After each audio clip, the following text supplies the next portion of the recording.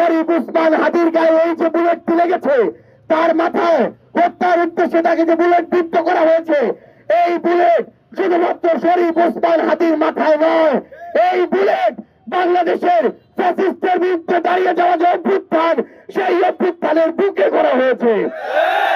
এই বুলেটটা শুধুমাত্র একজন ব্যক্তির মাথায় করা হয় নাই, এই বুলেটটা একটা আইডিয়ার বিরুদ্ধে করা হয়েছে। শরীফ ওসমান কোন ব্যক্তি না, শরীফ ওসমান এমন একজন ব্যক্তি, যেই ব্যক্তিটা প্রতিনিয়ত ফ্যাসিস্টের বিরুদ্ধে তার বউ কুচু করে প্রত্যেকটা মুহূর্তে কথা বলতো। এই গুলিটা চালানো হয়েছে যারা ফ্যাসিস্টের বিরুদ্ধে কথা বলতো তাদের বিরুদ্ধে। এই শরীফ ওসমান হাদি তার অভ্যুত্থানের পূর্ব থেকে অভ্যুত্থানের পর পর্যন্ত ভারতীয় আধিপত্যবাদের বিরুদ্ধে সেনা টান করে কথা বলে এসেছে। এই গুলিটা চালানো হয়েছে যারা ভারতীয় আধিপত্যবাদের বিরুদ্ধে কথা বলে তাদেরকে ভয় দেখানোর জন্য। আমরা এই অন্তর্বর্তীকালীন সরকারের সাথে সংশ্লিষ্ট বিভিন্ন ব্যক্তি প্রত্যেককে আমরা দেখেছি, তারা কিছুদিন যেতেই তাদের সামনে অনেক বড় বড় এজেন্ডা হাজির হয়েছে। কিন্তু যারা খুনি, যারা হাজারের অধিক ভাইয়ের জীবন নিল, যারা রাস্তায় মানুষকে পাখির মতো করে গুলি করে মারলো, তাদের বিচারের জন্য তাদের যে তৎপরতা, তাদেরকে গ্রেফতারের জন্য তাদের যে তৎপরতা, এটা আমরা তাদের মধ্যে আর দেখতে পাইলাম না। আমরা আমাদের জায়গা থেকে কি দেখলাম? সব মশার বিরুদ্ধে সুরক্ষা দিতে এলো বসুন্ধরা এক্সট্রিম অ্যারোসল। মশার বিরুদ্ধে এক্সট্রিম সুরক্ষা।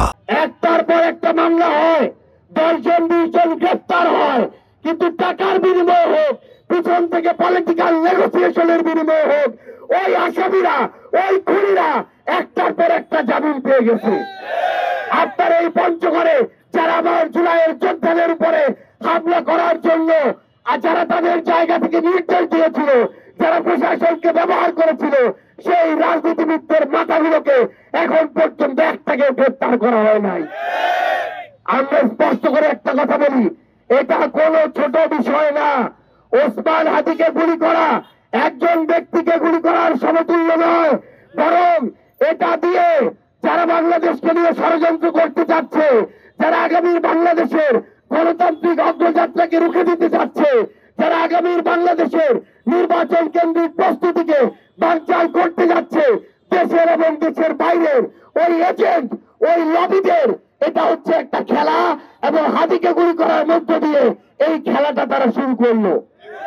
পুরো বাংলাদেশের মানুষকে এই একটা জায়গায় এক হতে হবে।